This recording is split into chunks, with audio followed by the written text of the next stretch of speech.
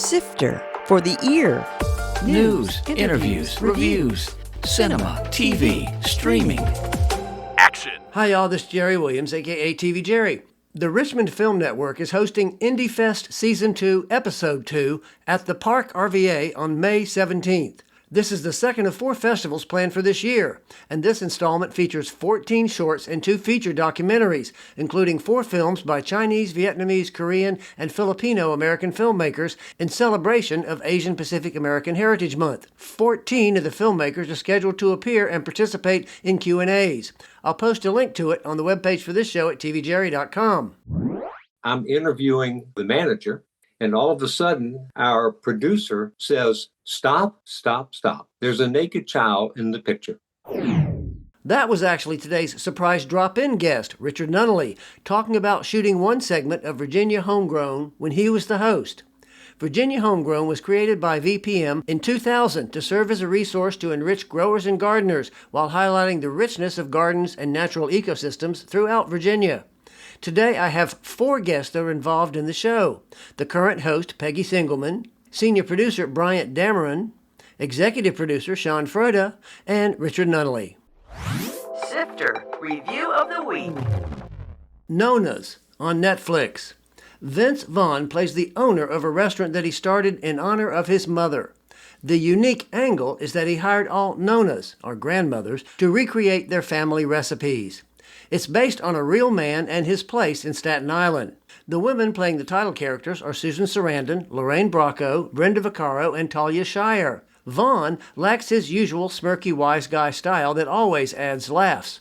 The women do embody unique personalities, but they're not especially funny either.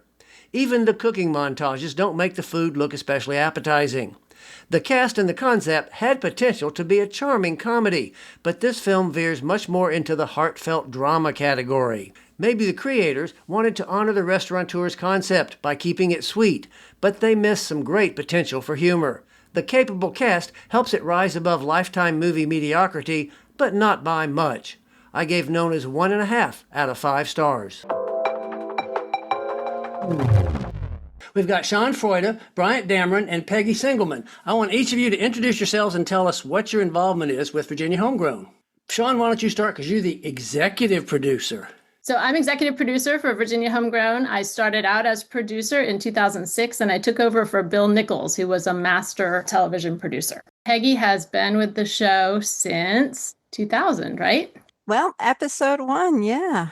And as a little girl working at Maymont back then. I was 5 years old, Jerry. I was working at Maymont. Child prodigy.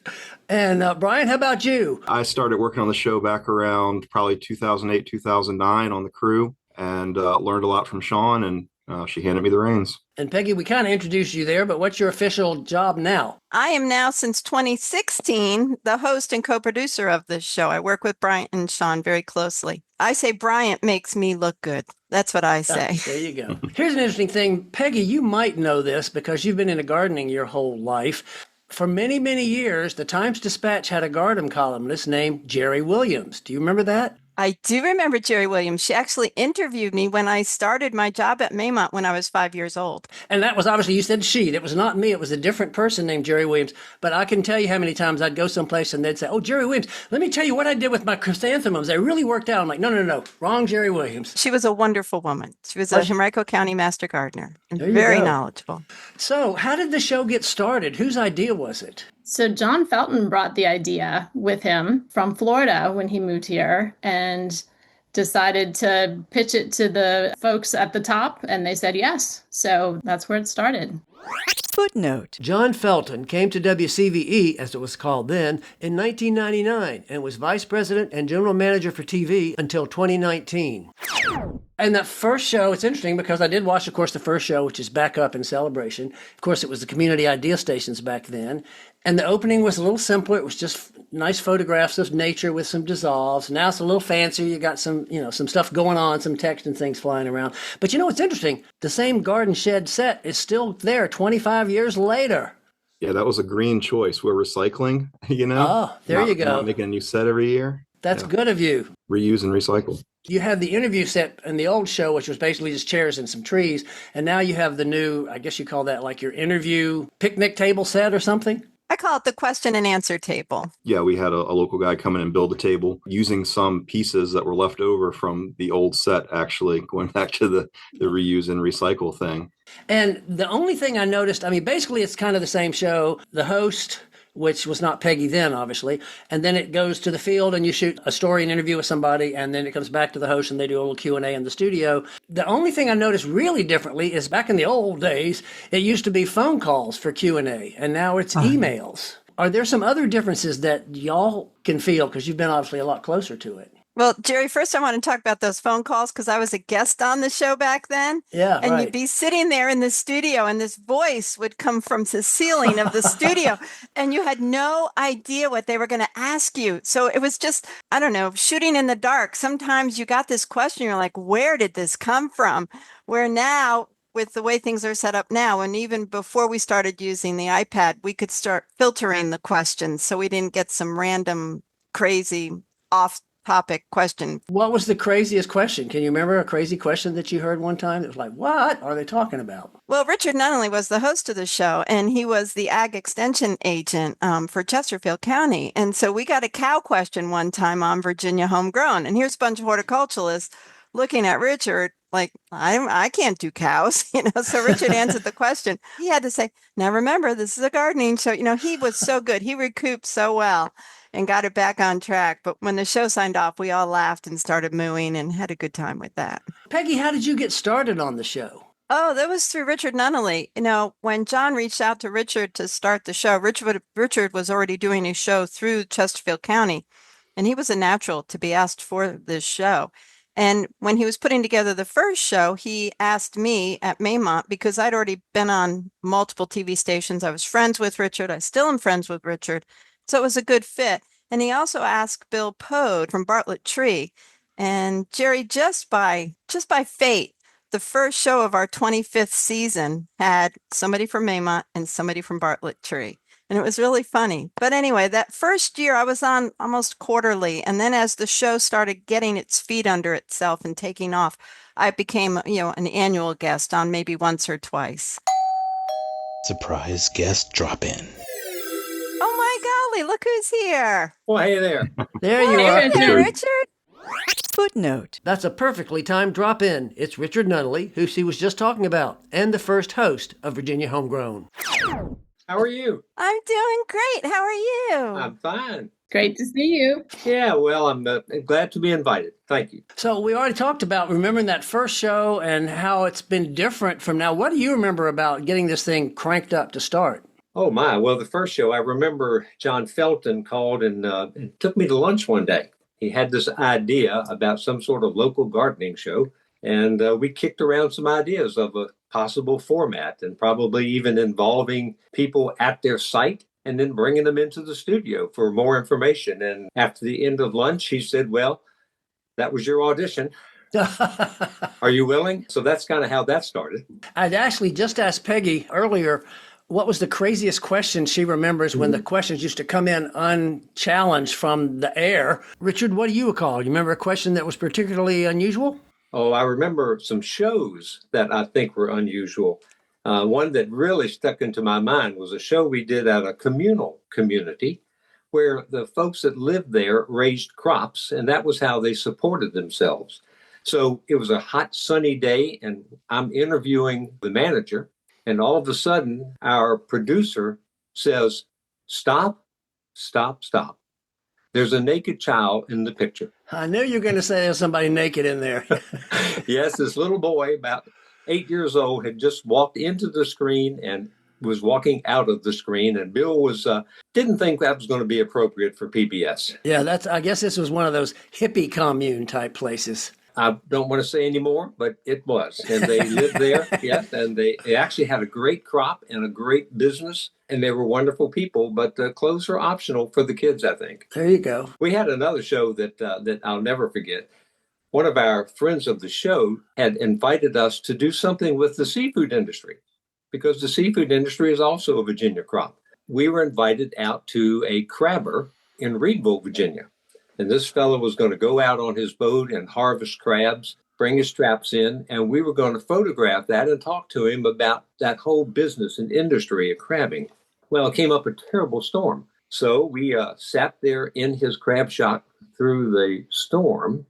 The sun peeked out and we got word that the thunder was gone. So we put our cameraman, Paul, who probably may still be there, in the boat with a raincoat. We followed him in my friend's boat as a chase boat to sort of watch what was going on. And of course, it started pouring rain again. But the crabber was determined to finish his harvest. So we left and went back to shore. And about a half an hour later, the crabber and Paul come in, and Paul was soaked to the bone, every stitch. He had laid his one raincoat over top of the camera. There you go. It was far more important to keep that camera dry than it was to keep him dry. Absolutely. So the next week when we had the actual live show, I brought him a framed picture that I had taken of him soaking to the bone in the back of that crab boat. Bryant, what about you? Can you think of a show that was particularly challenging or a segment that was unusual? When I think of challenges, I think of the live studio. That's where things tend to get crazy for me. We've tried some cooking demonstrations that haven't gone exactly to plan. But then also sometimes when the technology fails, especially now using the iPad for the questions, and we're trying to have somebody sneak in to grab the iPad to restart it or write a question on a piece of paper and slip it to the host. Those are exciting behind the scenes live TV moments. I think it helps not to have the phone calls, though, because they would keep you on your toes with the live calls. We had someone pre-screening them in the control room, but you just never knew whether they would stick to the plan. That's right. I can recall when we actually had to stop taking them because we had a couple of calls from people that we thought were a little inebriated as they sort of stumbled through their question. And the next month when we showed up to do the live show, that whole system had changed. And no longer would those calls come live over the screen. It would be screened and fed to me by somebody else. I noticed the last show in March was obviously shot when everything was kind of dead. So I'm assuming you do have to plan your shows in the middle of the winter when you're shooting. There's not going to be greenery out there. There's not going to be spring flowers. So I'm assuming Sean or Bryant, y'all have to obviously figure out the whole season ahead of time so you know what to shoot when. Yes, we wrap up our season in October and then we start planning for the next year. So Bryant, take it off. Yeah, well, we keep an ongoing list of ideas. And in the winter months, we get together and talk about, well, what did we do last year? What do we need to fill in? Make sure we're hitting, all the topics that our viewers are interested in. We have something for the vegetable people, the flower people, the tree people, the nature people, all those things. And then think about the geography of the state too, because that's something else we're trying to do is really get all through the viewing area here in Central Virginia and make sure we're representing the different gardens and natural sites and, all that great stuff in Virginia. Right. So, March can be a challenge as well as, the end of the season too. So we try to think about some different things we could do. We thought trees would be good last time because we could see the structure of the trees instead of just seeing the leaves. We could actually see, the branches and fly over the swamp and look down and see those huge trees down there. Speaking of which, that's one of the other things that's a big difference from the original. Drones flying around now. Yeah, that's really exciting. We're doing more with drones and steady cams and GoPro cameras too. We take those and we put them in a hole in the ground and throw some dirt in there. And we even went to a compost making facility one time and ran the GoPro right through the compost maker and got some pretty funny video. Footnote. A GoPro is a small durable camera, especially for shooting extreme action scenes. We've also had Peggy standing in waist-deep water or knee-deep, We put her in lots of places that are quite fun. And I say, bring it on. So how big is the team? Because doing all that research, finding subjects every week, that's got to be a big task. The team is Peggy and, if I can do my math right, 6 co-hosts, and then Bryant and a team of several full-time and part-time crew, as well as, you look at the big picture, you can look at the programmers and all the other folks behind the scene who put the signal on the air. So it's a pretty big team, but hands-on, Bryant and Peggy, you can talk about who you work with regularly. I give Peggy a lot of the credit for helping us find our content. she knows everybody in Virginia that's into gardening, and she does so many other events and things throughout the year. It's awesome. I noticed in the new opening segment, there are lots of different words, different concepts. And is that kind of a template for all of the shows? It talks about, I don't remember the words now, but it was like, I guess it was gardening. You know what they are. Y'all produced it. But do those words kind of set up the template for all the different types of shows? It's sort of the themes of like the big picture of what Homegrown is all about. But Brian, talk about how you designed that new open with David Vinson. Like you say, David Vinson made that. He's the person I think who's made all of them, maybe even that very first one you talked about, but definitely the previous two that had kind of animation elements in it. Peggy, Sean, and I kind of talked about, what are the key themes of the show, because we've kind of, I don't know, turned a corner a little bit over the past few years and taken a bigger picture towards sustainability and environmentalism, making that more part of our message. It's not something on the edge of what we're talking about, but trying to focus that. And part of that, I think, has come from the interaction that we get to have with the viewers. We're still doing live TV. We're getting that unique interaction. And I think that's something that the viewers, they like it. They know it's real, and they hear themselves, and we react to them. And so I think that's been one of the strengths of the show, is to kind of get that ongoing feedback. What number of questions do you usually get on a show? Average a couple dozen. And how many can you answer? Like 3 or 4? Yeah. We accept questions 24/7. So we get a spike during the show, but people email us during all of the rebroadcasts of the show, and then also just other random times when they happen to think of what's this plant in my yard, or why is this not growing right? Oh, cool. And we may not answer them live on the show, Jerry, but they do get an answer. So Bryant and Peggy are really great about answering themselves or reaching out to others for input. So every question that comes in does get answered. Oh, great. That's good. So what are some of the most, and this could be a Peggy or Richard or Bryant or Sean, any of you can answer, what are some of the most unusual topics or segments that y'all have done? Well, I was thinking one of the most wow shows that we had was last season, the Soils Show. I had Mark, and Marcos on. Each of those gentlemen, it was our regenerative growing show. And we were showing homeowners the unique concept of not tilling their garden, about in cultivating and actually farming microbes. And this, again, gardening is changing. We're shifting with our practices, understanding the importance of soil and the microbes and the living biome that's in there. I got a lot of feedback of, Peggy, I never even heard of any of that. And to talk to them about not just put organic matter in your garden, which we've been saying for decades and who knows how long, but also to explain that they can do ferments, and to explain the biome that's down there for them to understand there's little teeny tiny bacteria and fungi down there. I reference that one a lot, and I share it with people too, because we had these experts on that just were so easy to understand and knew their stuff. So Sean, what about from a technical standpoint? Has there ever been oh my Lord, how are we going to get through this when especially if you're live? Because I know obviously the tape segments, you just roll them and put them in, but has there ever been a technical moment that was like a big challenge? Well, there was always a concern because we didn't for a long time have backup power. So whenever there was a storm happening and we were live in the studio, there was a big concern that maybe the power would go out. And I think maybe there was a time once when it was out very close to the actual broadcast time, but then came back. So we were able to do everything. So those challenges, not only in the studio, but in the field, you get storms like Richard was talking about, the lightning and thunder were left and right lighting up the sky on that crab shoot that we were talking about. Dealing with farm animals. So we've done several stories that involve either cows or sheep or goats or alpacas, in addition to the gardening. So that was probably before we made a turn towards really focusing on the horticultural side of things and leaving the animals alone. But there were some pretty interesting moments there with, large animals in the field next to your gear, or we've done some distillery things too. Wasn't there an apple brandy story that we did, Richard? And that was the day that the van broke down. So we had to wait for roadside assistance to come. Oh, that's right. Us. So we've had some moments. Well, as they say, you can lead a horticulture, but you can't make her think. Oh, my.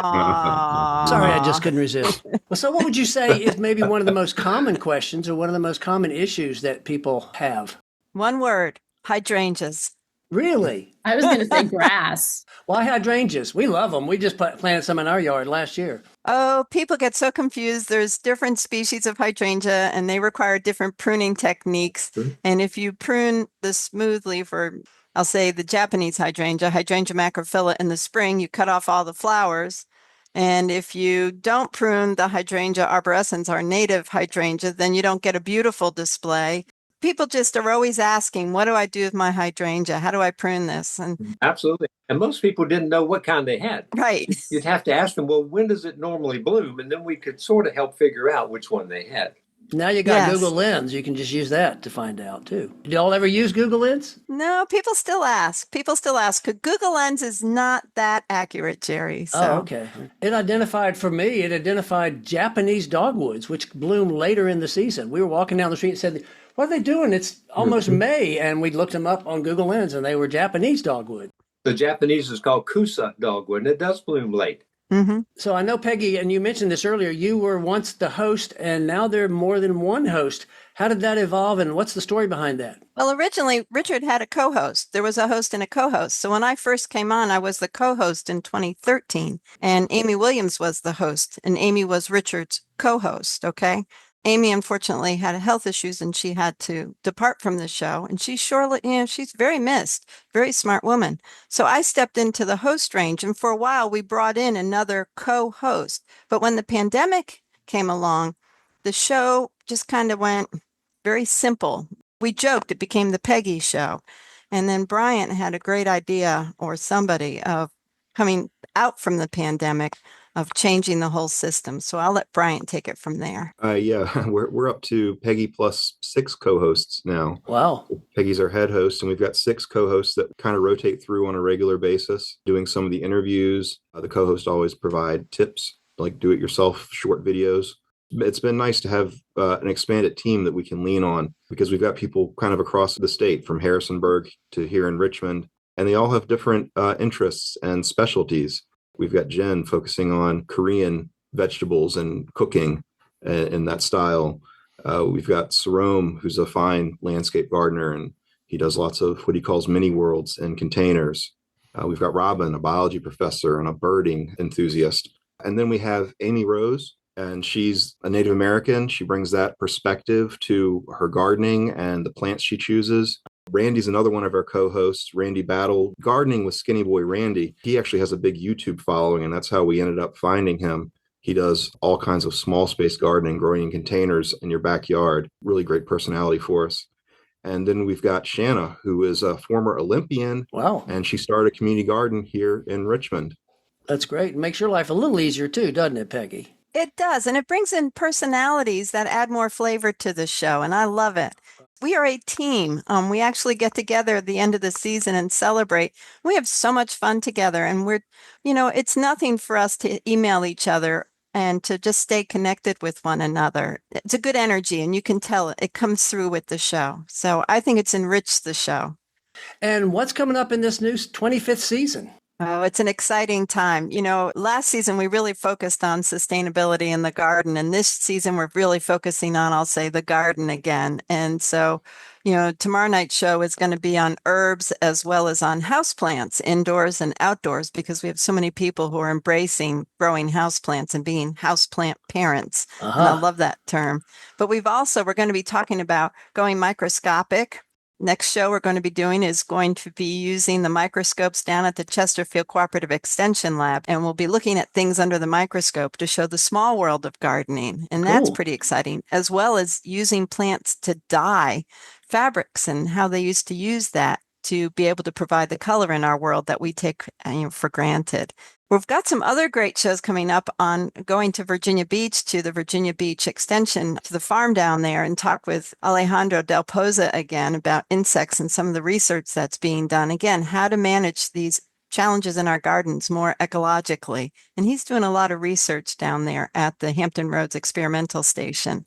And we've also got some ideas that we're trying to flesh out. One I'm excited about, we're just trying to get it together, is gardening at night with a moon garden and the importance of night lighting and how that's impacting our bird migrations and our insects and our pollinators, but also the joy of if you work full time, why not have a nighttime focused garden? And then also hopefully ending out the season, talking about some of our more scarier plants around Halloween, some of our poisonous plants and such like that. Great.